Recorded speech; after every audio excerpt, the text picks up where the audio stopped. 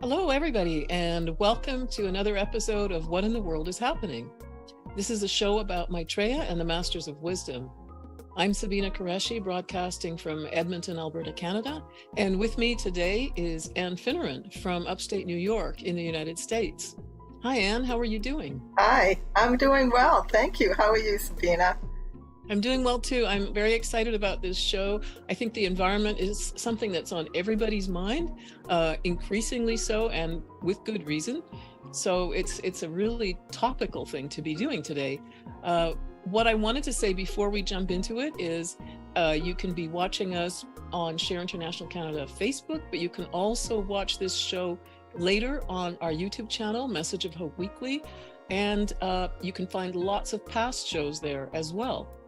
At the end of the talk, we'll be doing meditation for 30 minutes, transmission meditation.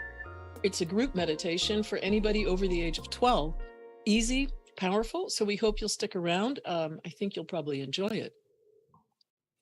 And now to jump in, Anne, this is really your talk, so tell us a little about what this is going to be today.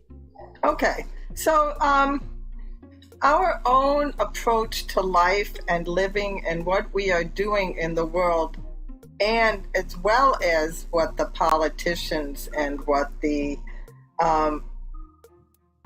corporations and what the military industrial complex, all of those things play into the environment and the problems that we are having with the environment today, which has as predicted, become the number one issue in the world.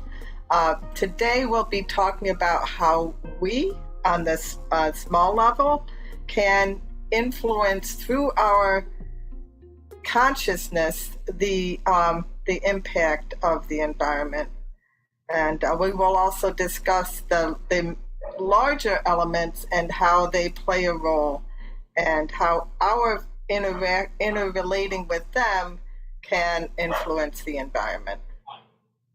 All right. Yeah, it's a really powerful combination of factors, right? Yeah, it sure is. And so the very first thing we want to do is just tell you what our source of information is. So we're basing ourselves on Share International magazine. That's where we're getting our information to give you the analysis that we're going to do today. And that magazine brings together political, social, economic, and spiritual changes in the world to show how they're connected. And that's quite unique. I think there probably are very few publications in the world that do that. And it's also a magazine that embodies a call to action to rebuild our world along more just and compassionate lines based on sharing. And that you'll see is very central to what we're going to talk about. The magazine also makes known the presence among us of Maitreya, the world teacher for the coming age, and his group, the Masters of Wisdom. And who are the Masters? Anne, would you like to jump in here? Yeah, the Masters are, the Masters, they're people who have completed their evolutionary journey on Earth. Part of our thinking is that reincarnation exists, and we all reincarnate until we reach the point where we no longer need to reincarnate on the Earth scheme. We are able to go on to other planetary and cosmic realms to continue our lessons through eternity. And some of these people who no longer need to incarnate have decided to stick around on the Earth, on planet Earth, and help the rest of humanity achieve that same level of enlightenment. And one of the things about them is they create no negative karma. They're completely harmless, and they never infringe anybody's free will. So they can guide, they can suggest, but there's no element of any kind of force or coercion. Yeah, currently they frequently do impress thoughts. They kind of, because they can see above the whole thought plane of humanity, they can drop ideas in, and those who are in tune on the mental plane can pick up on those thoughts, and that's where you get ideas and inventions. and inspirations in music and art and so on. And in fact, our information is that the feminist movement was inspired by the Masters of Wisdom. There are many movements, many ideas. Yeah. But they are not our saviors. They are here to guide and inspire us and are available to help us as we need. But we are the ones that have to save ourselves. We are as the expression goes, we are the ones we've been waiting for, but they are here and very happy to be here to help. It is their reason for existing, to help humanity as a whole and the planet evolve and become more spiritual. Right, all the kingdoms. That's right. All the kingdoms, yeah. Mineral, plant, animal, and human, and beyond to spiritual kingdom. Yeah. And there are 63 of them connected with human evolution. Yes, there are 63 for whom this is their task for being here. I believe there are other masters that have other tasks working with nature and so on, but 63 and specifically work with human evolution. And then Maitreya is one of the masters, so we'd like to just briefly mention who he is. He's like if we consider the masters to be our elder brothers and sisters, Maitreya is like the elder brother of the masters. He's one of them. He is also, for us, the world teacher for the next age. And that simply means someone who's here to help oversee everything that's going on. Again, as we were saying, they can never infringe our free will. They wouldn't want to. So he's not someone who's controlling anything, but he's here. His presence is here, helping, sustaining, nourishing, and guiding us. And it's up to us if we take guidance, of course. I mean, it's completely up to us. Also, according to the plan of evolution, every 2,250 years or so, a teacher does come through to give the next, what's called dispensation for the coming age. So we are looking at into what that will be for the age of Aquarius, for the previous age, the age of Pisces. The dispensation, Maitreya gave it through Jesus, and it was to implement the principle of love on the planet for the first time, to really make it a principle in action. And he embodies the Christ principle. Do you want to explain about that, Anne? What the Christ principle is? The Christ principle is love. It's the principle of love, and we all have the capacity to open that principle within our own hearts. And that is something that he will help do, is to open up the principle of love in our own hearts so we can more readily relate with each other, with other people. And that's something we need. One of the things I think about the word love is we often associate it with an emotion or a feeling. And my understanding from this information is that the word love here is being used to talk about much, much more than that. It's an energy. And in fact, it's in fact described as what connects everything. Yeah, it's the magnetic force in the universe. Love, it is what connects everything, and it is well beyond an actual emotion. Although it elicits very positive, happy emotions in people, usually when applied. So, yeah, absolutely. And Maitreya is here for everybody, but he's not here to get followers. He doesn't want followers. He says if you try to... Anticipated by many religions under various names. The fifth Buddha, Maitreya, actually the same name. The second coming of the Christ. The Messiah to the Jewish people and to some Muslim sects, and the Imam Mahdi to the Muslim sects. And for Hinduism, Kalki Avatar is anticipated. So he actually embodies all of those energies with some minor exceptions and identifications there. Mhm. Well, and we have a question from Billy Sevchuk. Hi, Billy, and thanks Hi, for your Billy. question. Good to see you. You've asked, do the other planets in our solar system have a Maitreya or somebody who would correspond to a Maitreya? Actually, I understand. So Benjamin Krem, who was the editor-in-chief of Share International, was in telepathic contact with a master, and the information he had is that not every planet creates a Christ. That's right. So Maitreya is, in the biblical sense, they call him and we need to get to the environment, so we don't want to go too far along stream here, but he was called the Alpha and the Omega, and he is just a pure crystal of love that has gone through all its incarnations. He evolved very rapidly, cleaned up his karma very quickly, and so he was one of the first on the Earth planet to achieve enlightenment, and he will be among the last of those to leave the planet. So he is both the Alpha, one of the first, and the Omega, one of the last to leave.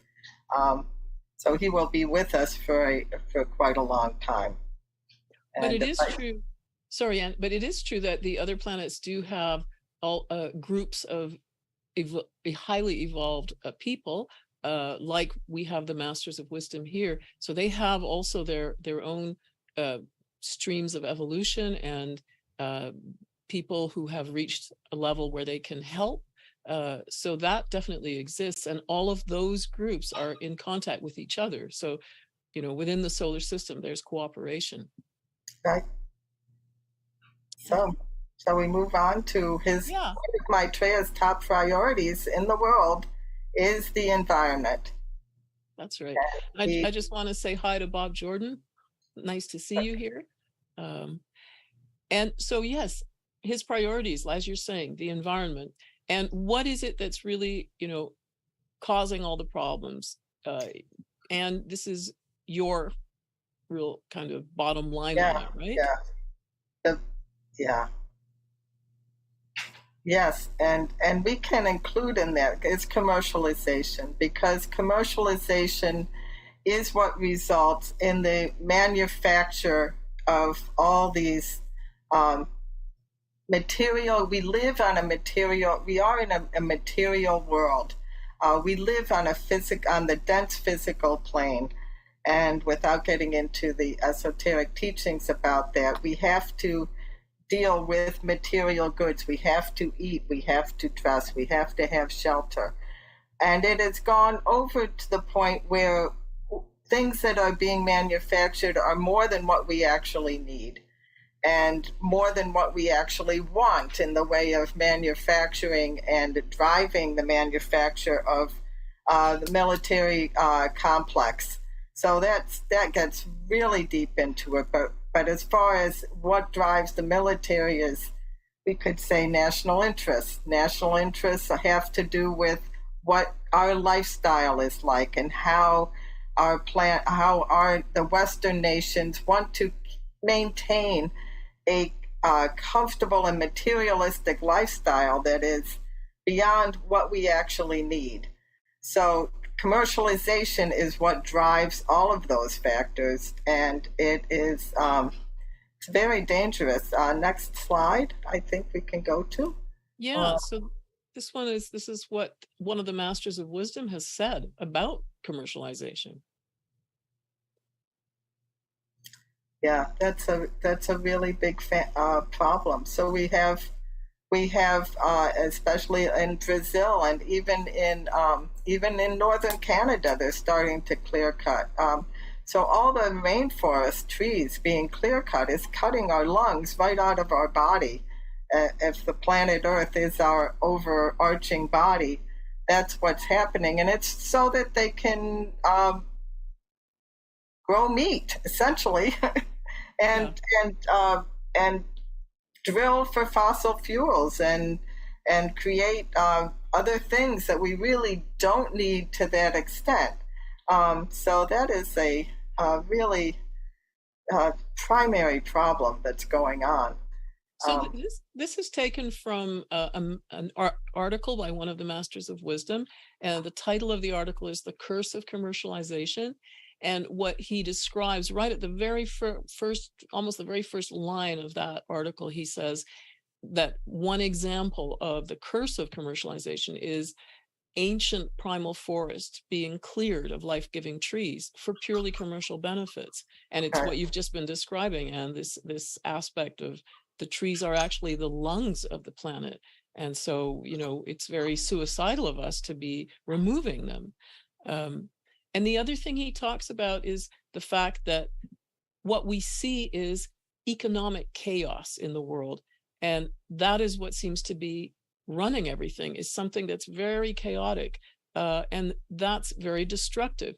So that, again, is commercialization. It shows its destructive power in this economic chaos that we see. And the competition between nations, which results in the creation of wars, the declaration of wars, the claiming one nation owns the resources of a particular place, or take control over that, and that it does create economic chaos. Yeah, and that is a form of war. That's right. And he says that commercialization actually is tightening its grip on the throats of men, and I think that's a very good description of it. And Maitreya has said about commercialization that, in fact, people have been literally condemned to death in the name of profit and loss. I mean, it is at that point. Yeah, that's part and parcel with the fossil fuel industry, and the fact that they are the fossil fuel industry has increased their development of fossil fuels, their drilling and the emanations, the methane emanations, the CO2 emanations. It's all and it comes in hand with the fact that they have declared at the end of the year that their profits are higher than ever. While people have to pay so much more at the gas tanks, and so much more have to pay for home heating for so much, and it's some people can't. They have to decide: am I going to eat, or am I going to freeze? Yeah, am I going to heat my house? Yeah, and in countries where you have had war, you have devastating effects of people that have nothing, and they are freezing in the cold, such as from the earthquake. So we'll get into that later, but it is, it's a big problem, commercialization, and we are in its thrall. We are in its clutches. And I think this sentence, commercialization is more dangerous than a nuclear bomb. I mean, that's very, very powerful. And if somebody like Maitreya says that, I think we can see it more easily as time goes by. I think maybe 20 years ago, it wasn't as evident. As time goes on, it's much more evident. And we have a question from Chris on Facebook. And the question is, can the wilderness experience heal the physical, astral, mental, etheric bodies? Well, you know what, that brings up something that I was going to mention, and I think this is a good time to mention it. When COVID hit, the United States, I'll use it as an example. I live here. It was really horrible in New York City. And there were so many deaths all at once. However, one thing that happened was people stopped. They stopped doing things that they had been doing. They stopped driving places. They stopped using things that cause pollution. And it was, to me, it was kind of like a little maybe a little rehearsal of a wilderness project, which is proposed for the future. That and it was like the planet took a sigh of relief. It took a moment of being able to breathe. And I think a lot of people found that they found themselves looking within and becoming more conscious of what it is that they value and what is really needed to proceed, um, to become healthier humans on the planet. People became kinder. They became more gentle with each other. We all kind of pitched in. It's something that happens in natural disasters. When there were, I was in the blizzard of '77 here where I am in Buffalo, and people just came out and helped each other. Everybody pitched in. And the same thing happened in the more recent blizzard. People came out and allowed perfect strangers into their houses because they were stuck in their cars and they were freezing. And so it is something, I think, that is hopeful. If we are relegated to a wilderness experience, and I don't really know all the details of that, but it seems like that kind of thing, I think that we will pitch in and we will learn how to become more conscious and more loving to each other, which is what it's really about. Well, and sharing of our goods. And I think that the wilderness experience allows you to kind of get in touch with yourself in a more profound way, because all that external noise kind of goes quiet because it's not there anymore. You're kind of in a different space. So I think right. There was certainly with the COVID thing that happened originally, there certainly was a lowering of the volume of that noise. Literally physical noise. That's right. Yeah. And so Maitreya himself has said about commercialization that if people are so straitened in life that they cannot even eat properly, they will lead desperate lives. And I think that's absolutely logical. We all understand that. If you don't have enough to eat, it's going to really have an impact on how you're able to function in terms of, it's not just that you won't be able to do the things you normally want to do, but it's going to alter your state of mind. It's going to really affect you profoundly on every level. And he further says, if you deprive people of any future in life, if you deprive them of nourishment, they will end up on drugs to help them forget their desperation. Now, maybe not everybody, but this was something he said to explain sort of the epidemic of drug addiction that we see. Well, for sure, we see it here in the developed world. I don't know enough about the developing world to know. Maybe people don't have access to drugs there in the same way, but it's a sign of commercialization's destructive effects. Yeah, because again, the appetite is getting stimulated. So, but if you can't have the basic needs, then you will become desperate. And people, you wonder why there is.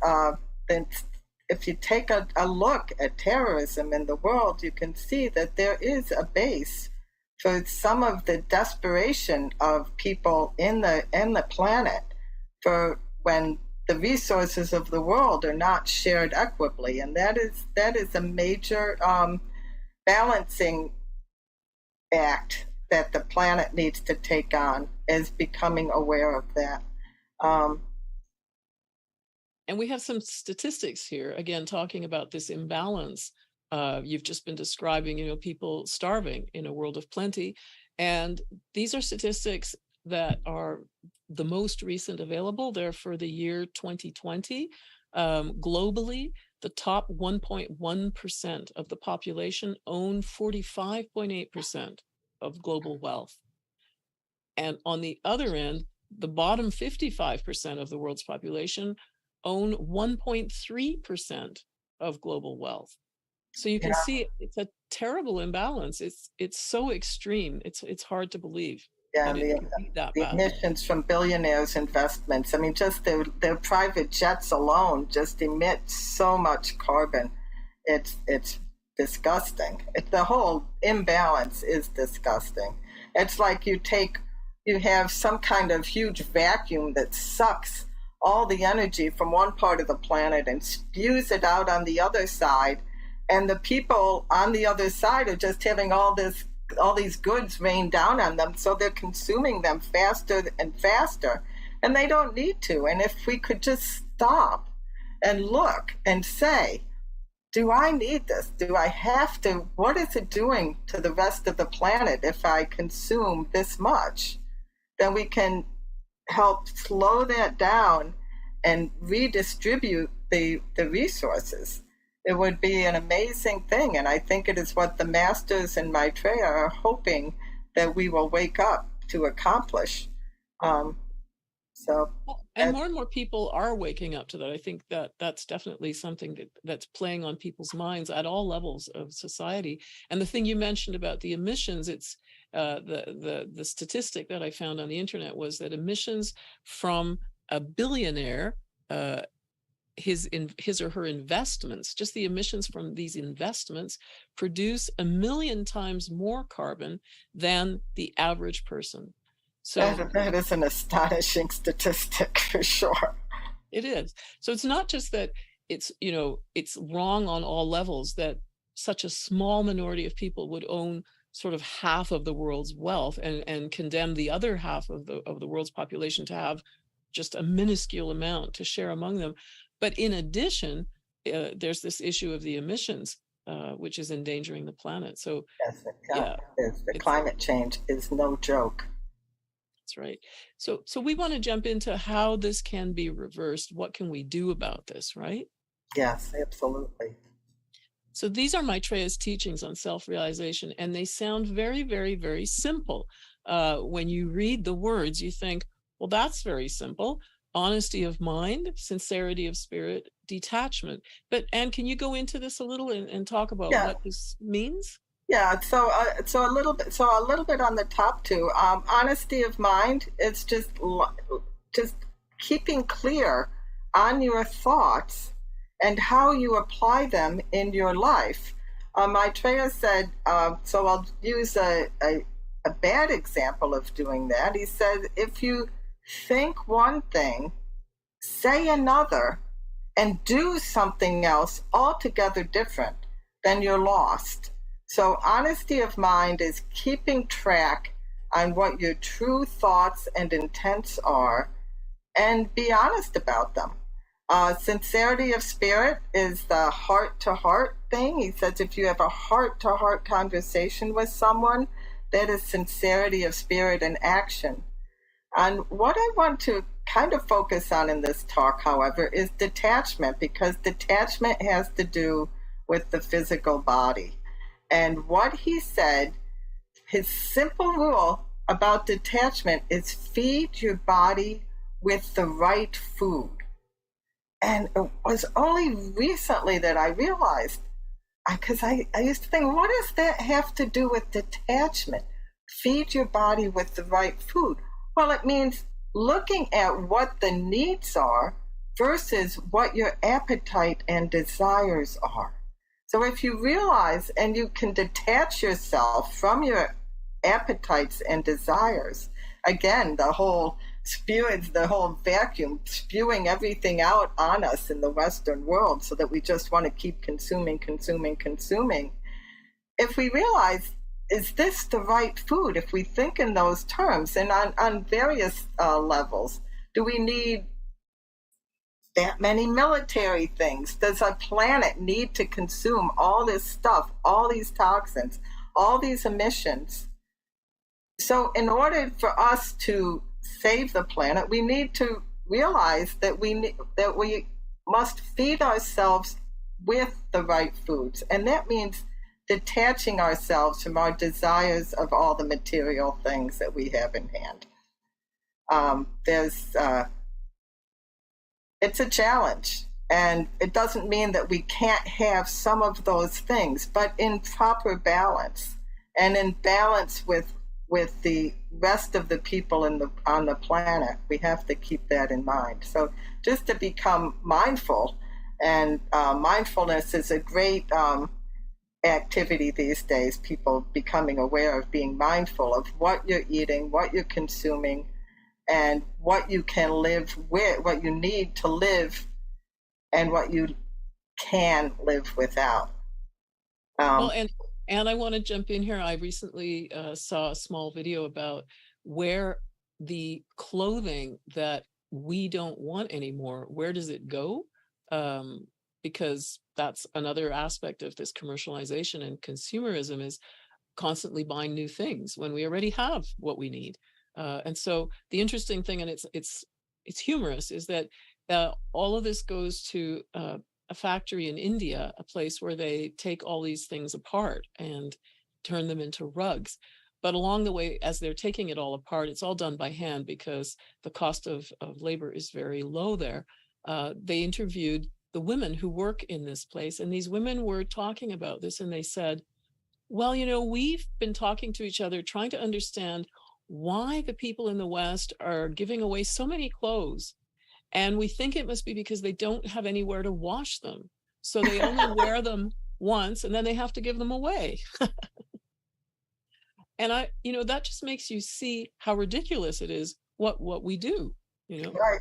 And there's one thing that's happening with what we do, with what we consume, with all these material things we consume. It's the production of really noxious and destructive and what's called forever chemicals in our environment, which is 3M Corporation and DuPont creating these forever chemicals, which is like Teflon and the waterproofing on clothes and shoes, and it all goes, actually, ironically, into the wash and ends up in the environment, is released into the air, it comes down in the rain. And right now, a single serving of salmon contains 200 times the healthy limit of some of these forever chemicals, which are umbrella term PFAS. They're a fluoride chemical bond that can't be broken down under normal terms. I recommend seeing, just a little pitch here, I recommend watching the film Dark Waters with Mark Ruffalo. It provides a very good description of those chemicals and what the effects are. And they're based on, again, they're based on materialism. They're based on commercialization. They're based on creature comforts, making our goods more desirable somehow, and continually feeding that through the media and the advertising. And Dark Waters is it's a true story, in fact, and the character that Mark Ruffalo plays is a lawyer who's been working very hard to bring these corporations into some kind of accountability, and it's having a major effect to the point that the Environmental Protection Agency in the United States now has created a list of these chemicals. They're identifying them, and it's becoming an issue. So people, we're waking up. We are definitely waking up. So just to return to what we were saying about honesty of mind, sincerity of spirit, and detachment, these are qualities, or these are practices to do both for ourselves individually in terms of our participation in consumerism, but also in the public or political sphere. And we will talk about that a little more later, because things need to be changed in the system. We're all aware of that. But what we want to go on to right now is to talk about how we actually affect the environment beyond our consumerism. And this is something that I think is very interesting, because it's probably not what we see in the news. We don't see really any description of this, but the fact that there is this great imbalance between rich and poor in the world that causes all this poverty and suffering, it causes for the people who are in the grip of it pain, agony. And so those thought forms of pain and agony and destruction, they enter the mind belt of the world. And you talked about the mind belt earlier. And that is a very real thing. All of our thoughts are something there. That's energy. Thoughts are energy, and that energy goes somewhere. I mean, it doesn't just disappear or evaporate. And so all of our thoughts collectively fill kind of a space around the earth. And the word that's used for that is the mind belt. And that mind belt full of those thoughts has an effect on nature itself. And so maybe could you explain what Davic elementals are? Because this is what we've just put up on the screen. Yeah, sure. The Davic elementals, what do they do and who are they? What is okay. that? They are the other, there are two streams of, two evolving streams on the planet. One is the nature and one is the human. And the nature elementals, they're feeling, they're not thinking. And they help maintain the life streams of the planet, and the weather patterns and just nature itself. But they are not thinking. They are driven by these thoughts, which can include animosity toward your neighbor. All of these things impact how nature reacts. So you can have a war in one part of the world, and the nature elementals will pick up on that energy, and if they become agitated, and it can result in a hurricane or a huge catastrophic natural event, tornadoes cutting across a country or nation or something, in another part of the world. And it's the mind belt is fluid, and they just react to it, and wherever it happens, and it's amazing to witness that. We really need to take control over our minds and how honest and sincere and detached we are in our relations with other people, because the nature elementals they pick up on that. And conversely, you look at this beautiful image we use for the back here, and how peaceful and calm that is, and what nature does to our own beings. If we can work on balancing our own relationship with nature itself, I think we will find our own consciousness will become more peaceful. And so we just are not aware, as it says, we're not aware of the power of our minds, and we need to learn how to quiet our minds in our relations with each other. And we do know it's something that we already now, it's an accepted thing that underground nuclear explosions cause earthquakes. We know that.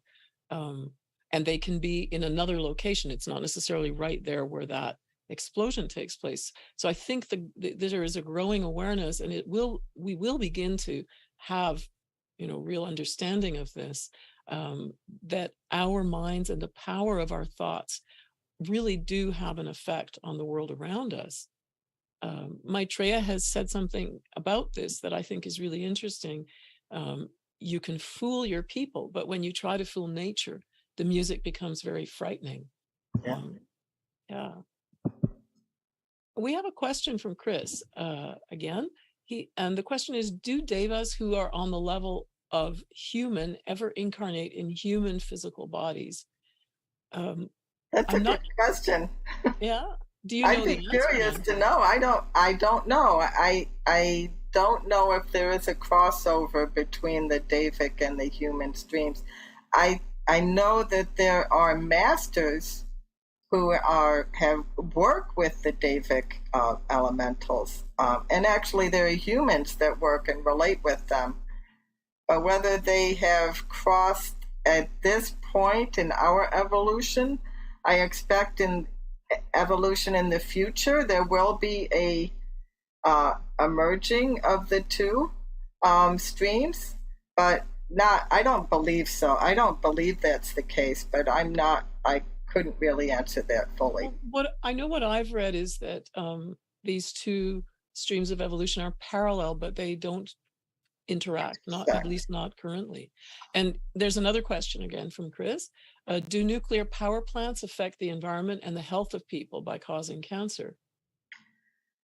There's a there's a raging debate going on with that right now because so many people are concerned about carbon emissions, and they think that nuclear plants are a clean form of energy because they do not cause carbon emissions. And they refute a lot of information that has come out saying that nuclear plants can cause cancer and certainly cause mutations.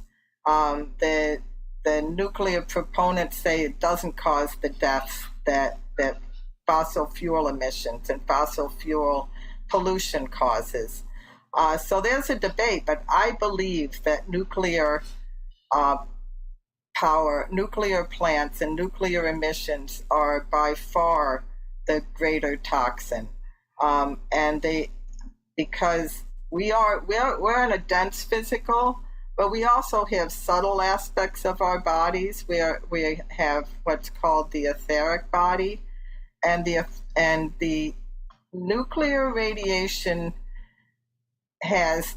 is not even able to be registered on certain by instruments that we have created. So they're so subtle, but they're insidious. And there's and people say, well, the statistics show that they're not as bad as people think they will be. Well, there's a little secret there, because we have help not only by masters on our own planet, but by individuals called space brothers and sisters that are here from other planets, and one of their tasks, and with UFOs, and they work from the etheric plane, so that's why you can't see them, is to sop up much of the nuclear waste, much of the nuclear emissions that are happening in the planet. And speaking of waste, nuclear waste is something that they just don't know what to do with. So it's a big problem, and I think it is one of the worst. Well, and the masters have said that the nuclear radiation that's affecting us right now, we can't detect it. We don't have machines or mechanisms that are sensitive enough to pick it up. That's correct. They can pick up gamma rays, which are very important, but the alpha and beta, the equipment is, and there's even more subtle emissions, and tritium, which is H3,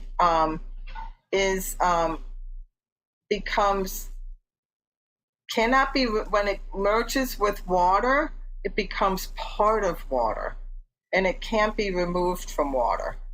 And again, it impacts people very subtly.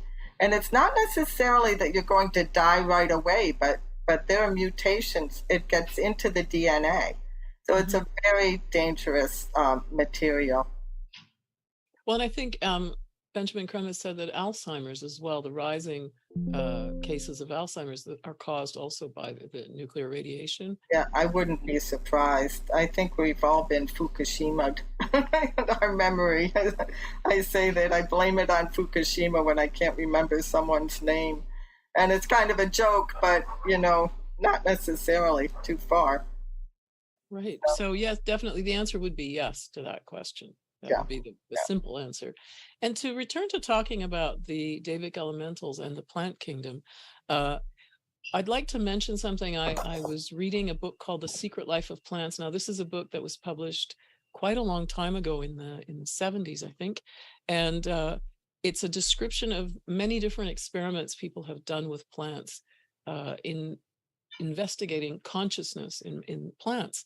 And so one of the quotes we want to put up here, this is from a Viennese biologist named Raoul Francais, and he was looking at plants, and it's just a very simple observation that he made, but I think it's a very, I don't know, I like the way he says it because it's so simple and we all know this. He says, the external form of a plant is kept a unit and restored whenever part of it is destroyed. And that's absolutely true. I mean, if you cut off a part of a plant and it grows back as the same structure that was there before. It doesn't like suddenly grow, a different type of plant out of that. And so he surmised there must be some conscious entity supervising the entire form, some intelligence directing the plant, either from within or from without. And that was something that he was surmising. I mean, he doesn't have proof of it, but when we talk about the Davic elementals and the plant kingdom in terms of consciousness, that's really what we're talking about. And you, Anne, you were saying there are people who work with the Davic elementals. That is, they have an ability to connect with them.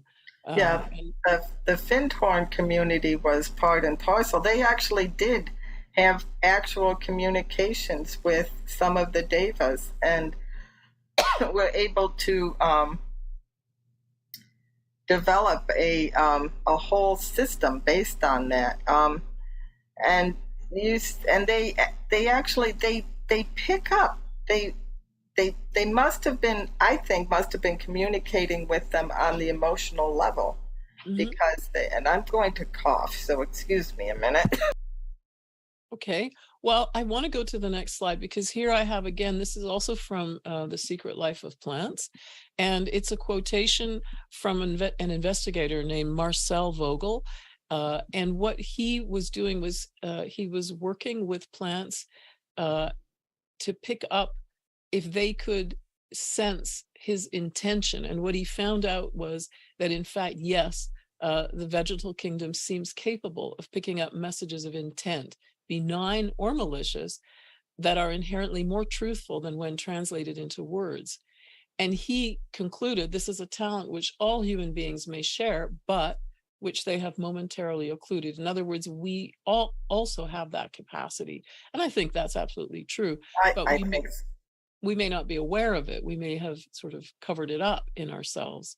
Yeah, I think that is true. I recall once, 30 years ago, when there were video stores, walking into a video store and being just confronted by this hostile energy. And it wasn't the people that were there, but apparently some argument had occurred between the store owner and a customer, and I walked into the latter part of that and felt that energy. So yeah, if we can keep our relations loving on that level, on the heart level, then we can help with the whole consciousness and helping with the devas. Yeah, you had said that someone had done. Is this the person that did the lie detecting test on the? That's right. Yeah, I was just going to mention that actually there's more than one person. The first person who began working with using using a lie detector machine and connecting it to plants, he was actually he originally worked with the police. He would train people in how to use lie detector machines. But Marcel Vogel read about that research, and then he went further with it. He found a better way of connecting the lie detector machine to the plants. And if you're interested, I recommend finding this book, The Secret Life of Plants. It's actually available in PDF form on the internet, so you can just read it there. Yeah, it's an old book from the 70s, I believe. It was something the hippies enjoyed reading and tuning into, and we can maybe get back to that. Well, and at the time, this was considered just airy-fairy and not something to be taken seriously. But I want to go on to talk about a Canadian biologist named Suzanne Simard, and many of us may have heard about her or read about her because her work is being published now and taken note of. She's discovered that trees are connected to one another through vast and complex underground fungal root systems known as mycorrhizal networks. And this is something that you can physically see it, so people will tend to believe it. And this shows a connection that we had no idea exists between trees. What she's found out about this, because she's been studying the transfer of nutrients through these networks, and so she's discovered that trees share with each other. They share information, they share nutrients, they help each other. And in fact, what she calls mother trees, which are the the biggest trees in a forest, they will help saplings, younger trees that are around them, even trees of other species that are not necessarily of their own family. And something I thought really fascinating was she found out that when a mother tree, like right before a mother tree starts to go into sort of their process of death, like a decline, that mother tree will send a huge burst of nutrients, of immune protection substances through these networks to surrounding younger trees. And so she's concluded that ecosystems are similar to human societies. They're built on relationships. The stronger those are, oops, I think I went back too far there. The stronger they are, the healthier they are. Yeah. And the more resilient they are. Yeah. Trees are amazing beings. I seem to recall some esoteric teaching that they are the most highly evolved beings on the planet. And probably because they just are so interconnected, and they're so harmless and so helpful. They're beneficial and harmless and truly loving. I don't know if there's time, but I will briefly relate a quick story, an experience I had of Maitreya in a dream many years ago. I was in a forest, kind of similar to the background here, all these straight trees, and the ground was emanating emerald green mist around it. And I went down. I wanted to be alone. I found a glade. There was a big tree with a big hollow in it, and I curled up inside it, held my knees inside it, and I saw this man with a big grin on his face come skipping down through the woods, leapt into the tree, played his hands across the tree, which was pitched back. He played his hands, and celestial music came out. And it was perfect music. It was perfect melody and harmony that repeated itself. That never repeated perfectly, but varied and continual. And it was just the most astonishing experience. And I told Benjamin Creme about this a number of years later, and he said the man playing the tree was Maitreya. And then he asked me when it happened, and I knew it happened in 1977, but it wasn't right at this particular historical point of Maitreya's emergence. But he told me that a woman in London had been in her kitchen, and she heard the same kind of music. And she was awake. She was doing her dishes. She heard this music, and she went out in her backyard to see where it was coming from, and it was emanating from her tree. And there is a Psalm 96, a phrase in Psalm 96 says, "All the trees of the forest will sing for joy, for he has come." And for those of us who have heard the singing of the trees, it's an amazing experience. So we'll see. But anyway, so now we need to look into what we can do with all this information and how we apply it. Right. Well, what you were saying earlier about detachment, feeding ourselves with the right food, you're not just talking about actual food. You're talking about what type of information we focus on, what we take in, right? What we take in materially, how much we need in materials, in media, in devices, in particular military equipment for the planet, and perpetuating wars, which is perpetuating the agitation of the nature elementals, which is perpetuating pollution. There's no more polluted places on the planet than American military bases. They are absolutely filled with PFAS from firefighting foam. So yeah, none of that is right food, and so we need to be aware. Sorry, no. Yeah, we need to be aware of what it is that we're taking in, and what it is that we need to take in, and what it is that other people feeding, not just us by ourselves, feeding the planet, feeding others with the right food. So many people are literally starving for these profiteers to make their profit. And on the level of our awareness, become aware of our thoughts and actions. And detachment is standing back and observing. Benjamin Creme has said, bad habits will fall away like autumn leaves. I love Simply that. through just standing back and observing. That's a very powerful thing to do. Right. And yeah, free ourselves from the addiction to, it's really hard. I mean, we are being bombarded in the Western world, in the developed world, with material things. It's sometimes hard to figure out which ones you actually do need, and you need to step back and observe that as well. And those, I love that quote, they'll fall away like autumn leaves.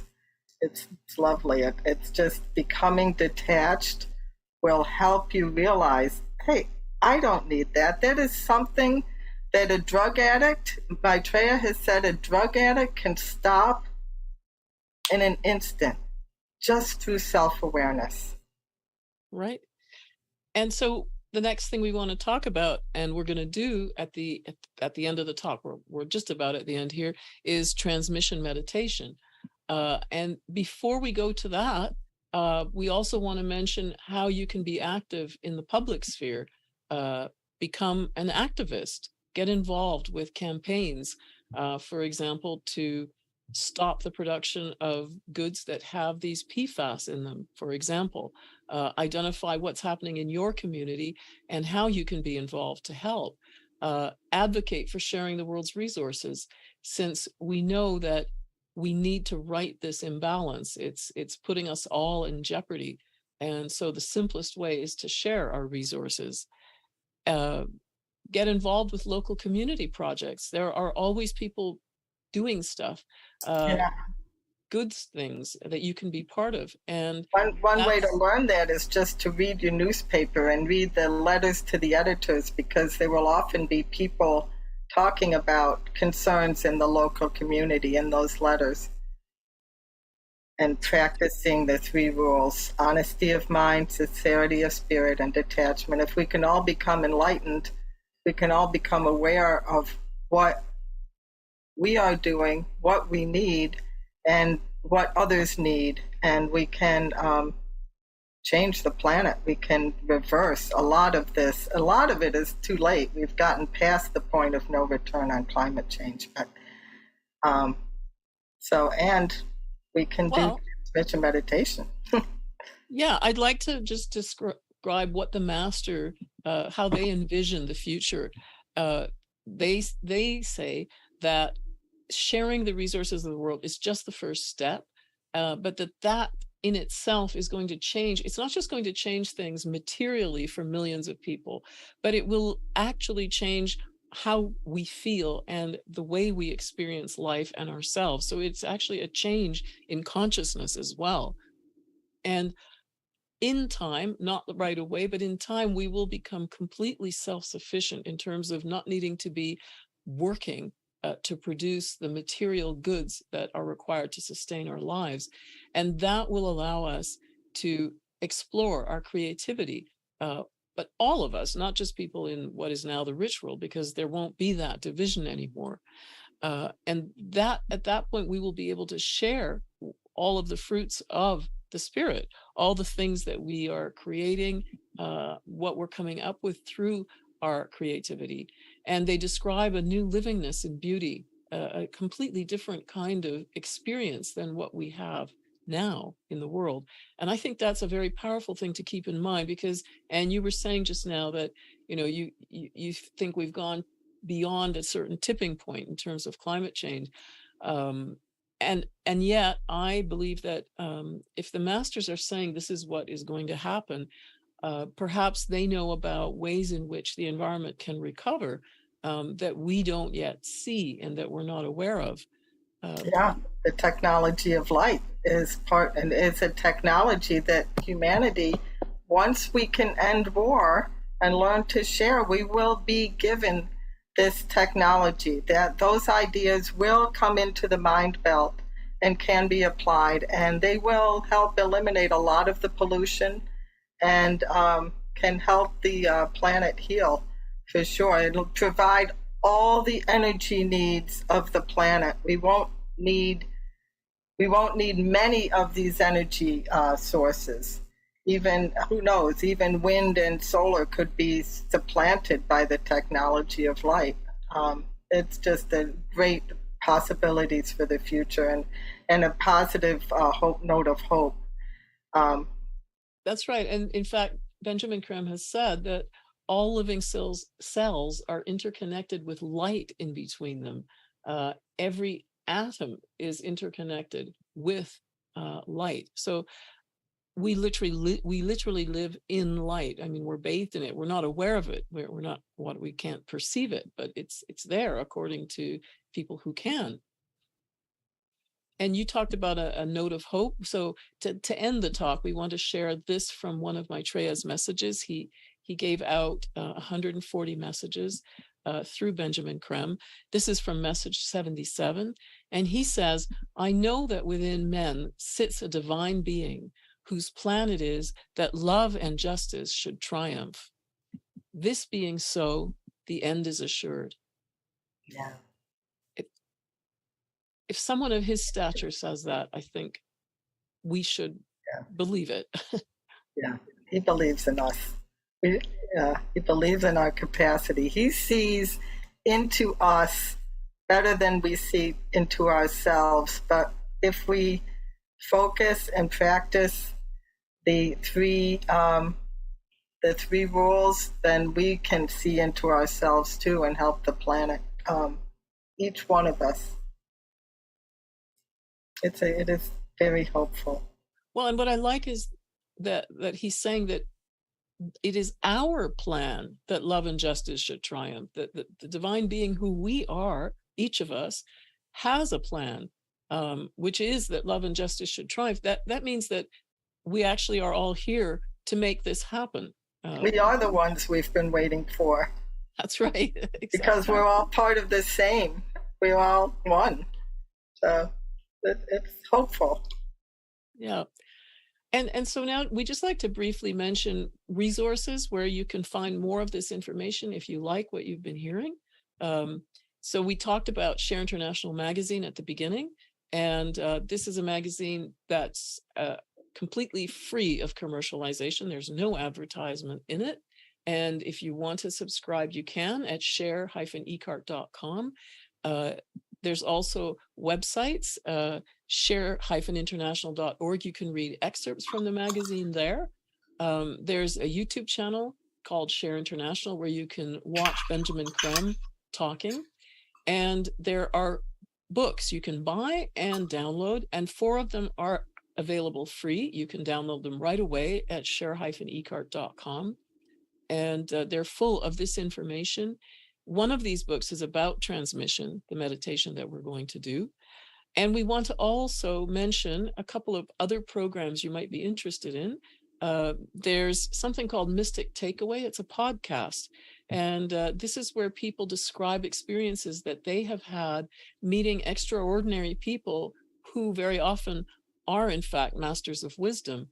And there are dozens of episodes. It's fascinating to listen to. I highly recommend it. And there's also another program called Planetary Makeover. And this is a program that focuses in a similar way to what we do here, but they do it differently, of course.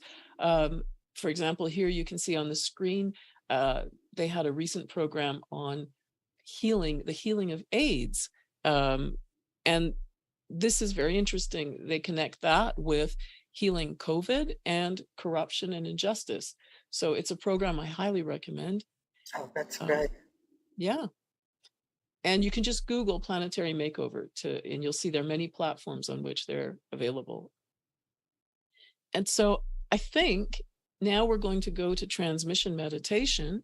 And for anybody who'd like to join us in doing the meditation, you can either stay on Facebook or come join us on Zoom. And we'll just explain very briefly about it. It's a group meditation for 3 people or more. It's very, very simple, and it's a way to help in the distribution of these immense spiritual energies that are flooding the world now and helping us to kind of move on and to evolve. These energies are streaming down into the planet all the time, but they are very, very high in their vibration. That is, that the frequency of the energy is very high, and most of us can't absorb these energies just as they are. However, when we sit in a group of 3 or more people, that creates a channel that the masters can work with and help. They can send those energies through our chakras, and in the process we benefit, but also the energies are stepped down, that their vibrational frequency is lowered as it passes through us, and then that energy becomes absorbable. It's something that the masters can then send wherever they see it's necessary in the world to help. So this is a way of actually working with the masters of wisdom, and at the same time you benefit immensely. Yeah, it's a great way to help the masters do what they are here to do, which is help spiritualize the planet and make us all, essentially make us all love one another. Um, so when we do transmission meditation, the technique is very simple. All you need to do is focus on your brow center, and we say an invocation called the Great Invocation, which was given by Maitreya in 1945, and we focus on it and say the Great Invocation, focus on the brow center. We also are going to play on a lot of meditation groups. We'll play one of Maitreya's messages after the invocation, so we'll do that. But you just sit, focus on your brow center, and if you find yourself daydreaming, thinking about what you're going to have for lunch or whatever after the talk, you just think in your head, Om, and your attention will go right back to your brow center. And it's actually a nice daily practice to do if you're having an emotional reaction to something. You can think Om, and I found it helps me to do that. But in the transmission, it really helps keep the energy flowing, help the masters. So shall we begin? Well, just before that, I wanted to say that what you're describing as the brow center is also known as the ajna center.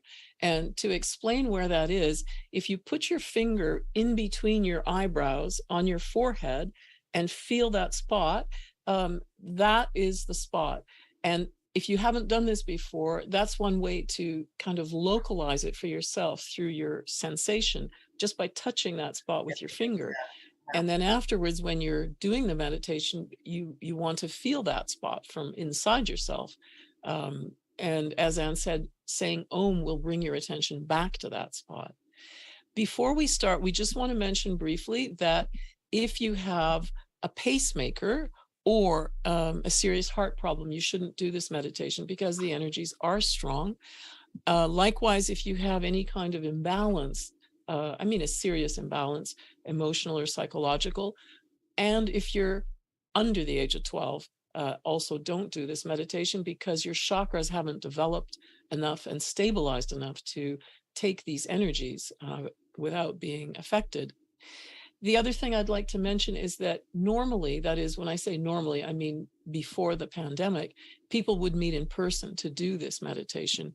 But now we're meeting virtually, just like today in this talk. So there will be links in the chat. John is putting them there so you can connect to other groups if you'd like. But you can also form your own group, of course, because all you need are 3 people. So if you live with people, you can do it right at home, in fact. And before we begin, I'd just like to say goodbye to people who are not going to join us for the meditation and say thank you for being here today. We always enjoy this time together. It's a powerful experience of connectedness. And remember that you can watch our programs on Message of Hope Weekly on YouTube. We have many episodes there. And we'll be back in a month on March 11th. And that will be the Constitution of Man, Part 2. And we'll also do, again, as always, questions and answers. So you're welcome back. And thanks for being here today. Thank you. And now we're going to start with the meditation. And this is, as Anne was saying, it's begun by saying this great mantra, the Great Invocation. What we'll do is everybody say it aloud together. I think, Anne, you're going to read it out loud for us, right? Right. I'll read it out loud. Okay, so I will mute my microphone and then we'll sit and meditate for 30 minutes. Of course, feel free to continue longer than that if you like. That basically will wrap up the program. So just real quickly, the first stanza starting with the point of light, you imagine the Buddha sitting in his lotus position and sending light into the minds of men. On the second, from the point of love, you can imagine Maitreya standing with both hands raised at the head of this table and emanating from Shambhala, emanating from his heart and his hands is a silvery rose light, and imagine that pouring into humanity. And when it says, may Christ return to earth, it's not just referring to Maitreya, but to the opening of the Christ consciousness in the hearts of all of us, which is so essential for us to evolve. The third one, from the center where the will of God is known, you imagine a great sphere and where it exists, Shambhala, which is in the area of the Gobi Desert, and you imagine the masters standing in a circle under that sphere, and then and you use that mantra. The other do not have visualizations, but I just wanted to get those out really quickly. And so now focus your attention on the brow center. And after this, after saying the great invocation again, we will play one of the messages. From the point of light within the mind of God, let light stream forth into the minds of men. Let light descend on earth. From the point of love within the heart of God, let love stream forth into the hearts of men. May Christ return to earth. From the center where the will of God is known, let purpose guide the little wills of men, the purpose which the masters know and serve. From the center which we call the race of men, let the plan of love and light work out, and may it seal the door where evil dwells. Let light and love and power restore the plan on earth.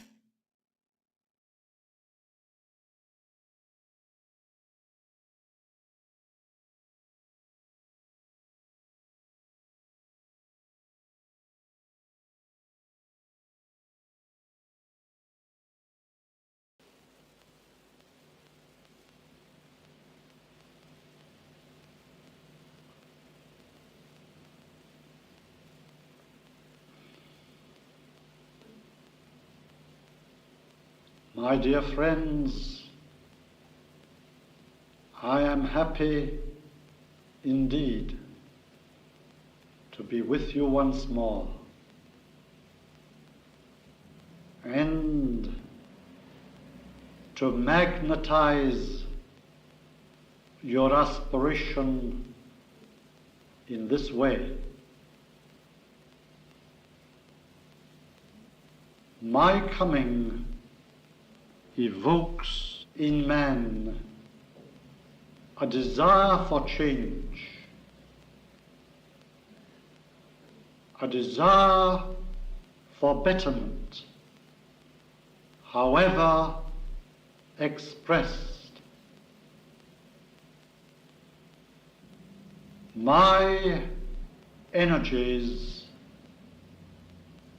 engender in man divine discontent. All that is useless in our structures must go. There are many such which are unworthy of man today.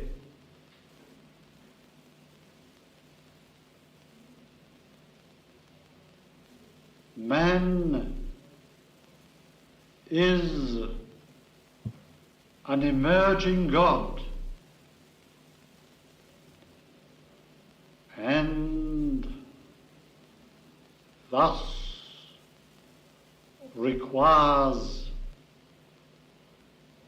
the formation of modes of living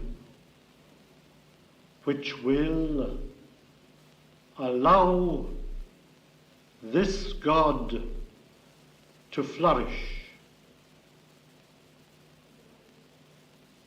How can you be content with the modes within which you now live?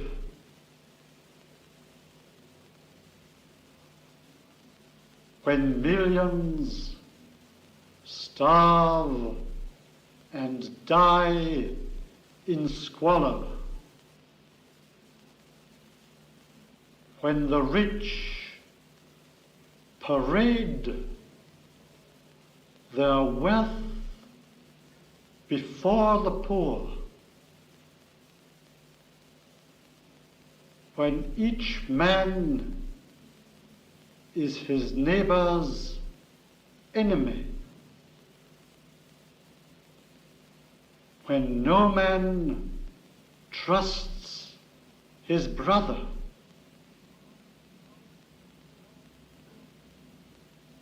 for how long must you live thus?